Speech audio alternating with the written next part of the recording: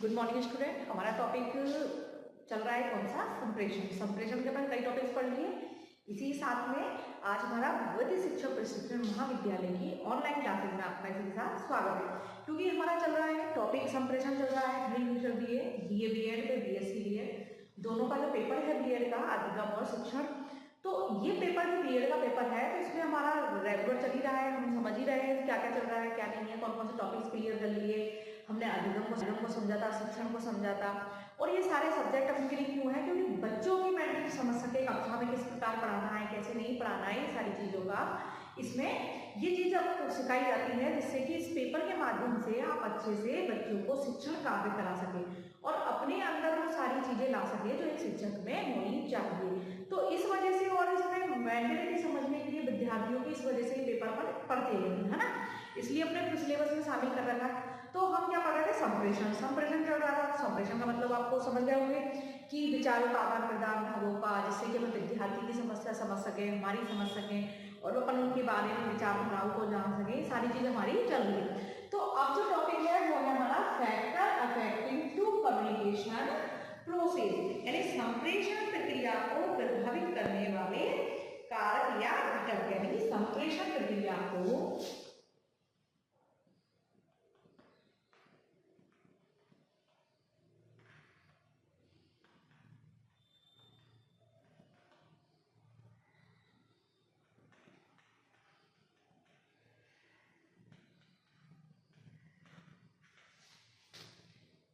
करने वाले घटक।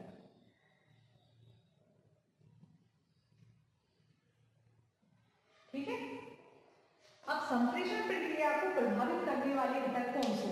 कल हमने संप्रेषण प्रक्रिया के मतलब तरीके देखे थे कि कक्षा कक्ष वातावरण में जब अपन शिक्षण कार्य कर रहे हैं, यानी शिक्षण कार्य चल रहा है, तो कौन से तरीके अपनाए जाने चाहिए कि जिससे शिक्षण कार्य अच्छा हो जाए, अध्यापन कार्य अच्छा। तो किन बातों का ध्यान रखना चाहिए, ये सारी चीजों का हमने कल क्या किया था, अध्ययन किया था और उसको हमने समझा था कि कौन कौन सी चीजें थी। तो मैंने इसमें देखा था बाल केंद्रित था, प्रजातांत्रिक पद्धति थी, उद्देश्य था, प्रेरणास्पद था, है ना, सक्रिय अध्यापन का, पूर्व ज्ञान का, पाठ की तैयारी थी। तो ये सारी चीज सारे तरीके हमने किसमें देखे थे, संप्रेषण के कक्षा कक्ष संप्रेषण प्रक्रिया में कक्षा कक्ष के अंतर्गत जो समय कौन कौन सी चीजों का ध्यान रखना चाहिए अध्यापन कार्य कराते समय, तो उन सारे तरीकों का हमने अध्ययन किया था। अब हम क्या लेते हैं, संप्रेषण प्रक्रिया को प्रभावित करने वाले घटक, यानी प्रक्रिया को प्रभावित करने वाले घटक कौन कौन से हैं।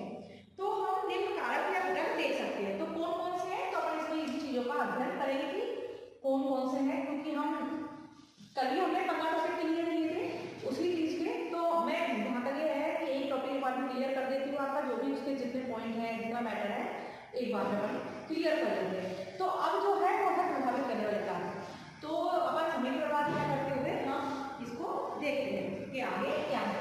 तो समय प्रभावित वाला कारक कौन सा होगा, तो सबसे पहला कारक कौन सा होगा आप बताइए कि जब संप्रेषण प्रक्रिया चल रही है, तो अपन कक्षा कक्ष अध्ययन के अध्यापन कार्य में चल रहे हैं, तो पहले कौन करेगा, तो इसको कौन करेगा, पहला होगा जो छात्र, या फिर कह सकते हो विद्यार्थी,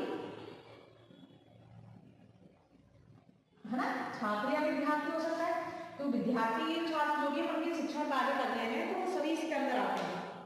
तो इसमें कैसे, क्योंकि कल हमने तरीके पढ़ा था, तो बाल केंद्रित शिक्षण में प्रमुख तत्व क्या होता है, छात्र स्वयं होता है। जो संप्रेषण प्रक्रिया है, शिक्षण कार्य है, तो उसमें कौन होता है, बाल केंद्रित शिक्षण में छात्र।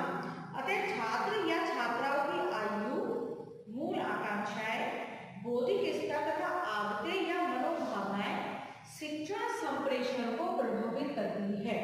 यानी पहली जो संप्रेषण प्रक्रिया है तब प्रभावित क्या करती है, छात्र या छात्र या फिर विद्यार्थी, अपन इसको कुछ भी लिख सकते हैं। तो यही है कि उनकी आयु करेगी, आकांक्षाएं करेगी, भावनाएं, विचारधाराएं, तो अपन लिख सकते हैं इसे कौन कौन सी प्रक्रिया प्रभावित करती है, विद्यार्थी। क्योंकि केंद्रित क्या है, यानी बाल केंद्रित कहते हैं ना, बाल केंद्रित, तो उसमें कौन है, छात्र। अब कौन कौन सी प्रभावित करेगी इसमें, इसकी आकांक्षाएं, ठीक है, विचारधारा, भावनाएं, ठीक है। तो ये सारी चीज क्या करती है, मतलब संप्रेषण प्रक्रिया को प्रभावित करती है, क्योंकि इसकी आयु भी है, बौद्धिक स्तर भी है, इसमें आयु भी लिख सकते हो, बौद्धिक स्तर है,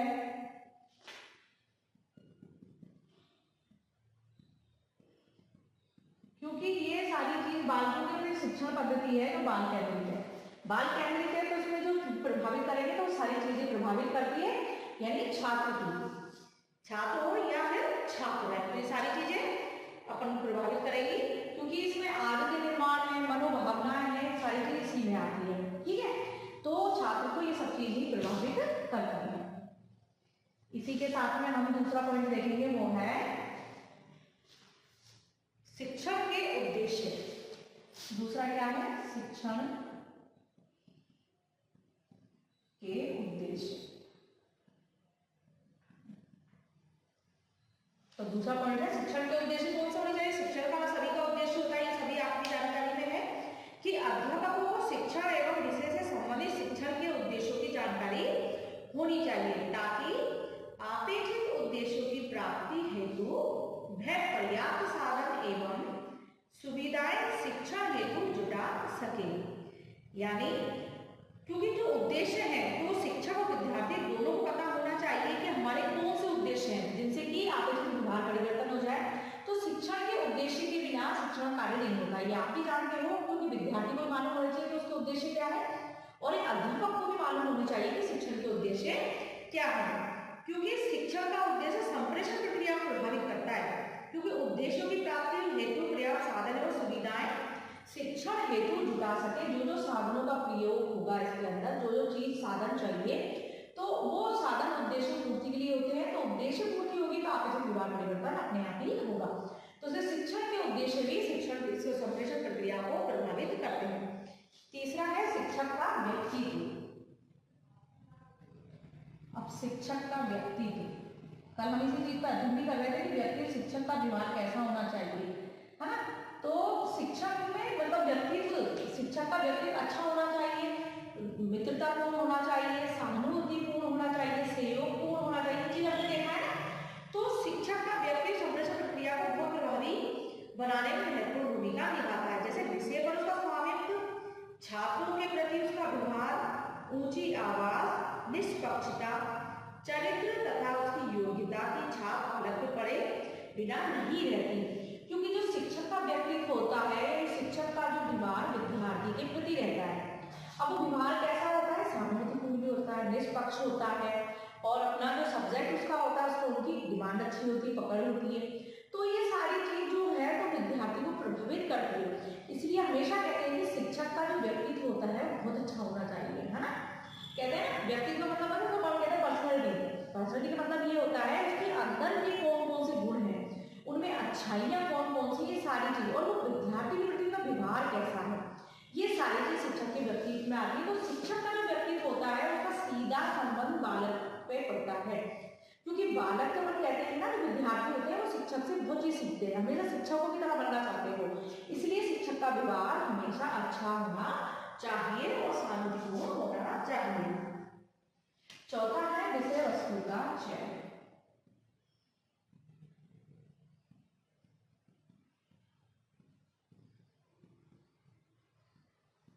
अब विषय वस्तु का चयन कैसे होगा? तो संप्रेषण प्रक्रिया को कैसे प्रभावित करती है विषय वस्तु? तो शिक्षार्थियों के लिए पठनीय सरल पदों में क्रमबद्ध तरीके से संबंध विषय का अध्ययन शिक्षा को प्रभावी बनाता है ना। यानी विषय वस्तु का चयन किसके आधार पर? बालक की रुचि के साथ विषय को समझते हैं, इस प्रकार सीखने का वातावरण सर्जित होता है तथा आगे बढ़ने की प्रेरणा विकसित होती है। यानी अध्ययन शिक्षण को प्रभावी बनाता है, विषय का अध्ययन, यानी विषय वस्तु का चयन इस प्रकार से हो कि उसमें पद जो क्रमबद्ध हो, भाषा सरल हो, विषय पर देखते हैं, और जो क्योंकि आजकल जो है वो बच्चों के अनुसार ही बनती है ना, उनकी आयु स्तर इसके अनुसार ही बनती है। तो विषय वस्तु का चयन संप्रेषण प्रक्रिया विषय वस्तु कठिन होगी, पद उसमें क्रमबद्ध नहीं होंगे, और वो सब बच्चों की आयु स्तर की नहीं होगी, उनकी मानसिक बौद्धिक स्तर की नहीं होगी, तो बच्चा उस चीज को नहीं समझ पाएगा। तो विषय वस्तु का चयन इस प्रकार का हो जिससे कि संप्रेषण प्रक्रिया अच्छे चलाए। विषय वस्तु अगर सही नहीं होगी, संप्रेषण प्रक्रिया अपने आप संप्रेषण ढंग से नहीं होगा और सुनियोजित ढंग से नहीं होगा। इसलिए विषय वस्तु ऐसी हो, विषय वस्तु का चयन अच्छा होना चाहिए जिससे कि बच्चों को समझ में आ जाए और संप्रेषण प्रक्रिया प्रभावित ना हो। ये है। अगला है पाठ्य योजना का निर्माण।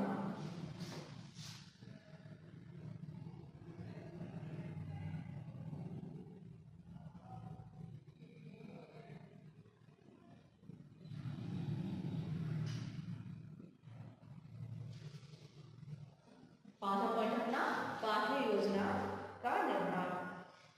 अब पाठ्य योजना का निर्माण कैसा होता है? तो संप्रेषण में पाठ्य योजना सुव्यवस्थित रूप में होनी चाहिए। इस रूप में सुव्यवस्थित रूप में होनी चाहिए, क्योंकि योजना का निर्माण यदि शिक्षण संप्रेषण में सुव्यवस्थित रूप से पाठ्य योजना का निर्माण कर लिया जाता है तो वह प्रभावकारी होता है।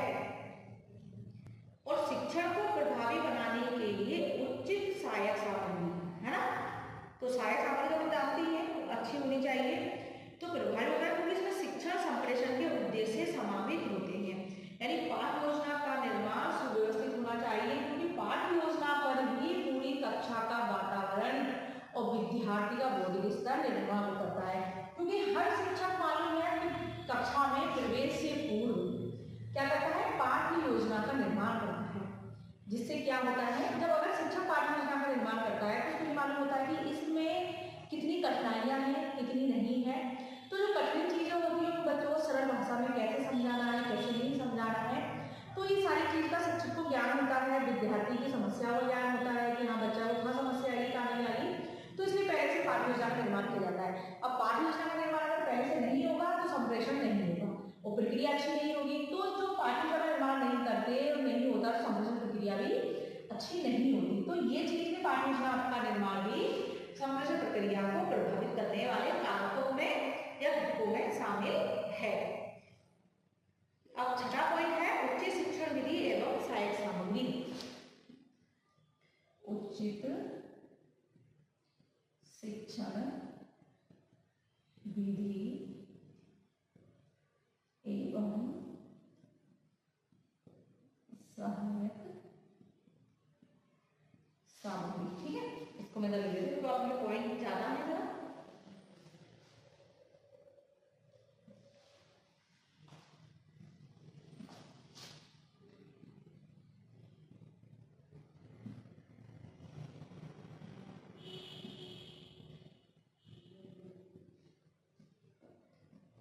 अब उच्च शिक्षण विधि और सहायक सामग्री, इसमें क्या होगा? ये तो आप समझते होंगे शिक्षण विधि कौन सी है। यानी कुशल शिक्षक सदैव विषय प्रकरण एवं कक्षा स्तर के अनुकूल शिक्षण विधि का प्रयोग करता है और शिक्षण को प्रभावी बनाने के लिए उचित सहायक सामग्री का सामंजस्य भी करता है।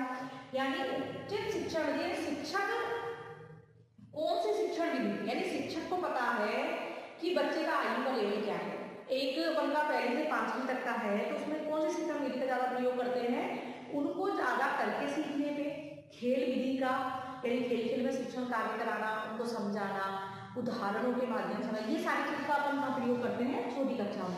और वहीं अगर बड़ी कक्षा है तो प्रश्नोत्तर विधि है, व्याख्यान विधि है ना, ये प्रयोग विधि, सारी विधियों का प्रयोग कहाँ करते हैं? उसमें। तो उच्च शिक्षण विधि और सहायक सामग्री का प्रयोग क्यों किया जाता है? अगर ये सारी चीज उचित नहीं होगी, शिक्षण विधि उचित नहीं होगी, सहायक सामग्री उचित नहीं होगी, तो शिक्षण प्रक्रिया प्रभावित होगी।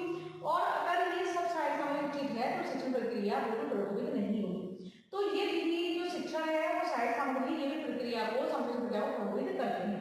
क्योंकि शिक्षण विधि बालकों के अनुसार होनी चाहिए। कहते हैं ना, विद्यार्थियों के अनुसार हो शिक्षण विधि, विद्यार्थी की बौद्धिक स्तर, मानसिक स्तर, उसकी योग्यता, उसकी क्षमता, इनके अनुसार ही होनी चाहिए। क्योंकि हमको मालूम है कि किस स्तर के बालक के साथ किस प्रकार की विधियों का प्रयोग करना है ना। क्योंकि अगर हम इसी का उल्टा करते हैं, बड़े बच्चों के साथ खेल विधि का प्रयोग करते हैं तो वो गलत होगा। तो बड़े बच्चे के खेल खेल में क्या सीखेंगे? वो तो उस चीज को व्यर्थ समझेंगे। लेकिन उसी चीज को अपन बच्चों को सिखाते हैं खेल विधि के माध्यम से, बच्चा बहुत जल्दी सीखता है और वो खुश होकर पता रुचि रखता है कि हाँ मेरे को, और विद्यालय में आने के लिए उत्साहित होता है कि नहीं मेरे विद्यालय मुझे ऐसा कराया जाता है, खेल में सिखाया जाता है, खिलाया जाता है, तो बच्चा बहुत खुश होता है और वो विद्यालय में आने के लिए उत्साहित रहता है। और सहायक सामग्री का ऐसा उचित सहायक सामग्री प्रयोग हो जिससे कि बालक ज्यादा से ज्यादा सीख जाए। तो ये अपना पॉइंट हो गया उच्च शिक्षण विधि एवं सहायक सामग्री। अब अगला है 7वां पॉइंट है व्यक्तिक विभिन्नता।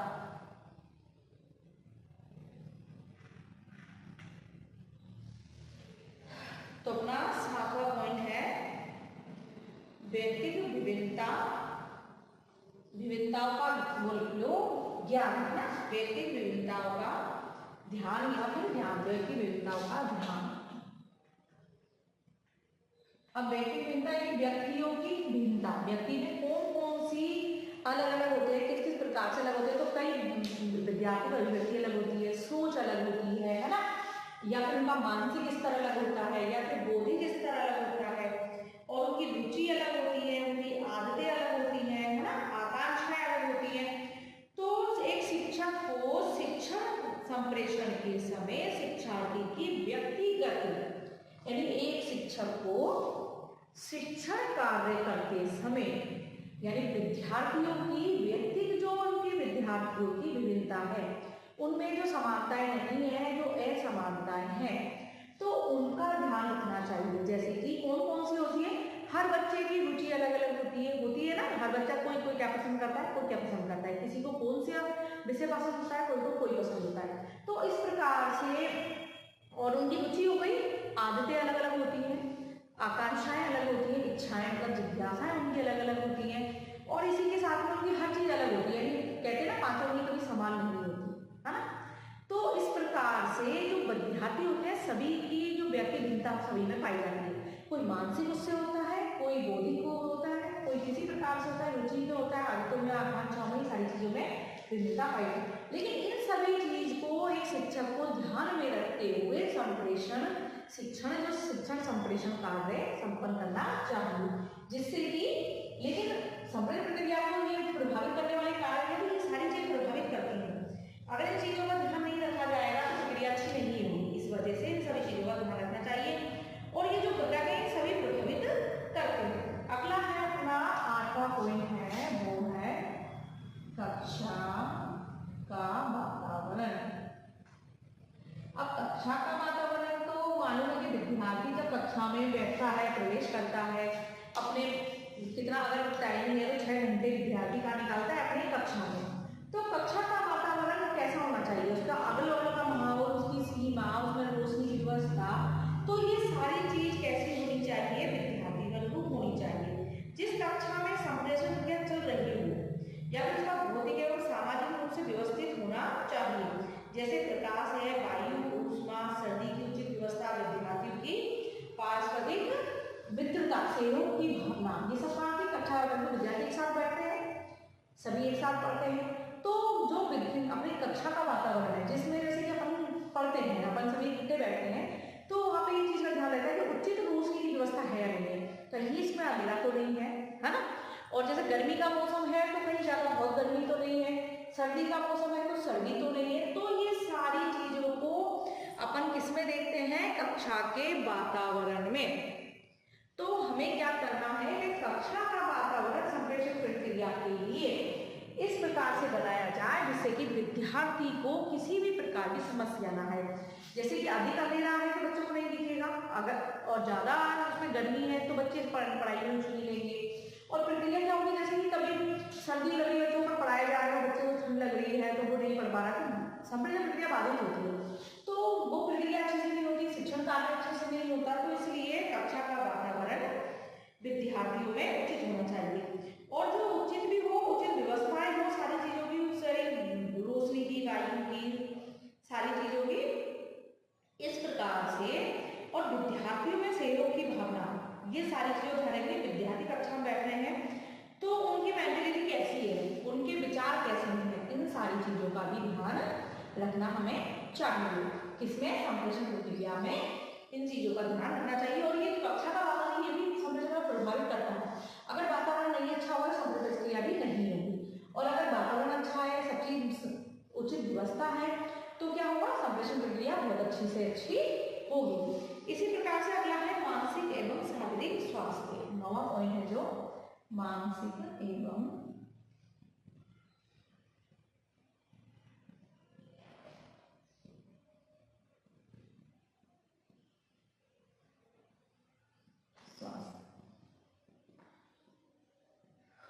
अब मानसिक और शारीरिक स्वास्थ्य संप्रेषण प्रक्रिया बहुत प्रभावित करते हैं। अगर मानसिक बच्चे विद्यार्थी कैसे होते हैं, अलग अलग सोच विचार दिखा होते हैं। तो अगर बच्चा एक मंद बुद्धि है, जड़ बुद्धि है, इस प्रकार के बच्चे हैं, मानसिक रूप से सक्षम नहीं है ना, तो क्या होगा, जो बच्चे सही हैं, नॉर्मल बच्चे हैं, तो उनमें और उनमें दोनों में अंतर होता है, उसमें समझ में और हर चीज में। तो संप्रेषण में हमेशा ये चीज का देखना है कि बच्चा मानसिक रूप से समान है या नहीं, क्योंकि कई बार देखा है कि विशेष शिक्षा दी जाती है ना, विशेष बालकों को ये सारी चीज क्यों अलग करा जाता है, तो जो नॉर्मल बच्चे हैं जो सीख सकते हैं तो उनको सिखाया जाता है, जो होते हैं उनके लिए अलग से शिक्षा की व्यवस्था की जाती है, जिससे कि वो उन चीजों को, उनके लिए शिक्षक की व्यवस्था भी अलग से होती है, जो वो अलग से उनको समझा सके, उसके लिए अलग से विशेष शिक्षा के कोर्स भी अलग से होते हैं। तो शिक्षा के प्रति रुचि उत्पन्न करने के लिए आवश्यक है कि बालक एवं शिक्षक का मानसिक स्वास्थ्य अच्छा हो, तभी सीखने का वातावरण सृजित होता है। मतलब इसमें जरूरी नहीं है विद्यार्थी का मानसिक और शारीरिक स्वास्थ्य दोनों सही हो, इसमें शिक्षक का भी जरूरी है। अगर शिक्षक खुद ही मानसिक रूप से सही नहीं है, पढ़ाने के उसमें नहीं है, तो उसको संप्रेषण प्रक्रिया बिल्कुल नहीं होगी, क्योंकि उनका खुद का मानसिक और स्वास्थ्य दोनों चीज सही होनी चाहिए। कहते हैं ना, स्वस्थ शरीर में ही स्वस्थ मस्तिष्क का निवास होता है। अगर ये नहीं होगा, अगर एक शिक्षक ही शारीरिक रूप से स्वस्थ नहीं होगा, बीमार रहता होगा, तो वो कैसे बच्चों को पढ़ाएगा, उसमें संप्रेषण कैसे करेगा, नहीं कर पाएगा। उसकी खुद की मतलब अगर शारीरिक रूप से वो स्वस्थ नहीं है तो वो नहीं कर सकता। कई बार देखा है ना, कई अपन कभी भी सोचते हैं तबियत खराब हो तो हम नहीं पढ़ा पाते, पढ़ाने का मन नहीं करता है, चिड़चिड़ा सा रहता है। तो इसी प्रकार जैसे शिक्षक में परेशानी तो इसलिए हो जाता है, विद्यार्थी में भी हो सकती है। लेकिन अगर ये चीज दोनों चीज को देखा जाए तो प्रक्रिया, अगर दोनों चीज सही नहीं है तो संप्रेषण प्रक्रिया नहीं होगी। तो ये कारण है संप्रेषण प्रक्रिया को प्रभावित करता है मानसिक एवं शारीरिक स्वास्थ्य। इसी के साथ में अपना अगला पॉइंट है सहसंबंध पर आधारित।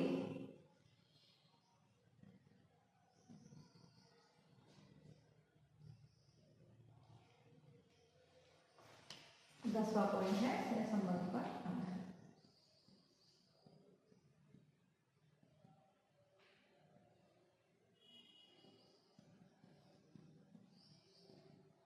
अब सहसंबंध पे आधारित मतलब कैसे, कि सहसंबंध में क्या, सहसंबंध में क्या होता है, कई विषयों का मतलब विषय का विषय से संबंध, विषय का यानी कई को हटा दो, विषय का विषय से संबंध,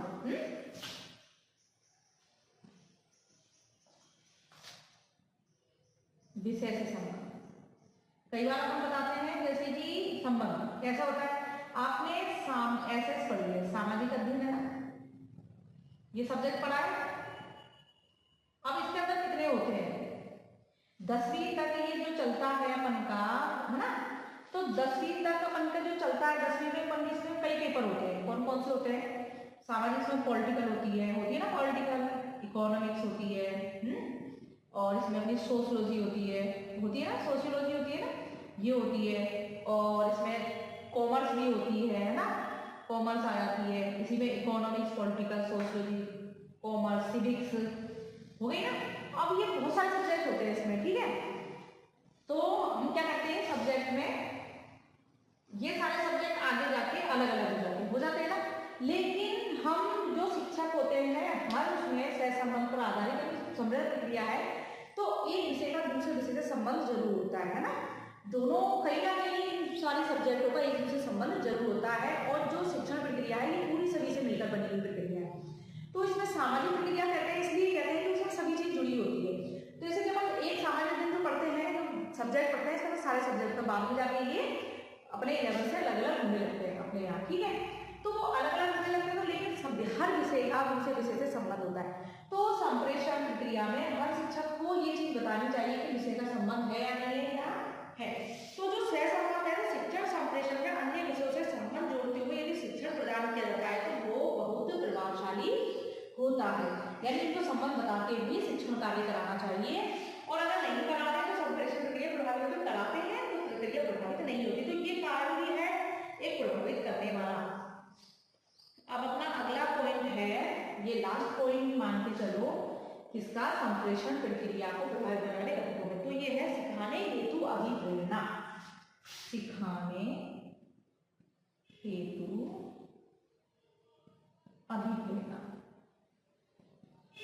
अब ये तो मालूम है कि सीखने के लिए, संप्रेषण के लिए अभिप्रेरणा का होना जरूरी है। अगर अभिप्रेरणा नहीं है तो कुछ भी नहीं हो सकता, ना तो विद्यार्थी रुचि लेंगे ना शिक्षक रुचि लेंगे। क्योंकि अभिप्रेरणा ऐसी चीज है कि अगर सीखना है या सिखाना है, दोनों क्रिया करनी है तो अभिप्रेरणा जरूरी है। सीखने वाला भी सीखने के लिए तत्पर हो और सिखाने वाला भी तत्पर हो, दोनों प्रक्रिया में शिक्षक और छात्र दोनों ही इसमें अभिप्रेरित होने चाहिए संप्रेषण प्रक्रिया में। क्योंकि अभिप्रेरणा में शिक्षण अपन करते हैं, सीखना और सिखाना जो है, इसके लिए शिक्षक को उच्च शिक्षण संप्रेषण हेतु अच्छी शिक्षण पद्धति, युक्ति विधि, सहायक सामग्री एवं विषय के सरल तत्वों का संप्रेषण करना आवश्यक होता है, यानी समझाना आवश्यक होता है। इसके साथ ही प्रबल इच्छा का अभाव, आनंद में अनुभूति, ठीक है, प्रतियोगिता एवं स्पर्धा, लगातार अभ्यास, सरल सामग्री का संप्रेषण और बालकों को पर्याप्त सहयोग भी शिक्षण संप्रेषण को प्रभावी बनाने में सहायक होता है। तो शिक्षक को समय और परिस्थिति के अनुरूप यथासंभव उनका आश्रय लेना चाहिए, जिससे कि ऐसी चीजों को शिक्षक को लेना चाहिए जिससे कि विद्यार्थी सीखने के लिए अभिप्रेरित हो जाए और शिक्षक सिखाने के लिए नई नई विधियों का, युक्तियों का प्रयोग करे, जिससे कि शिक्षण कार्य बहुत ज्यादा प्रभावशाली बन जाए। तो हमारे देखिए हमने सारे पॉइंट को हमने समझ लिया कि इनके अंदर का मैटर क्या है, क्या नहीं है, कौन सी चीज क्या है। तो हमने देखा संप्रेषण प्रक्रिया को प्रभावित करने वाले घटक, जिसमें factors effective to communication process. तो हम 11 पॉइंट देख लिए, हमने हर पॉइंट को समझ लिया कि कौन कौन सी चीज प्रभावित करते हैं, कौन कौन से घटक हैं। इसके बाद जो भी हम अध्ययन करेंगे वो बाधाओं के बारे में करेंगे कि बाधा में कौन कौन सी संप्रेषण प्रक्रिया है ये प्रभावित करने वाले कारक हैं। और एक चीज हो है कि एक पॉइंट और था संप्रेषण प्रक्रिया की विधियां। तो मैंने आपको तत्व और वो बताए थे, प्रकार बताए थे, तो विधियां भी हैं इसकी, संप्रेषण प्रक्रिया विधियां हैं, शाब्दिक और अशाब्दिक। उसके अंदर पॉइंट आ गया तो इसलिए मैंने आपको विधियां नहीं बताई, लेकिन ये दोनों विधि हैं और वो उसकी काम और सेम उसके अंदर जो मैटर था वो इसके अंदर है, ठीक है। अब हमने ये सारी चीज पढ़ी, इसमें 11 पॉइंट पढ़ी, चीजें प्रभावित करती है। तो छात्र है, शिक्षण के उद्देश्य है, शिक्षक का व्यक्तित्व है, विषय वस्तु का चयन, पाठ योजना का निर्माण है, उचित शिक्षण विधि एवं सहायक सामग्री, व्यक्ति चिंता का ध्यान, कक्षा का वातावरण, मानसिक एवं शारीरिक स्वास्थ्य, सहसंबंध पर आधारित को सिखाने को अभिप्रेरणा। तो ये सारे पॉइंट प्रभावित करने वाले कक्षा हो गए और ये टॉपिक यही खत्म होता है। आज के बाद आज पढ़ना पूरा हो गया, इसके बाद हम अगले टॉपिक का अध्ययन करेंगे। इसी के साथ में आज हमारा ये वीडियो यही खत्म होता है और टॉपिक भी यही लास्ट होता है। धन्यवाद।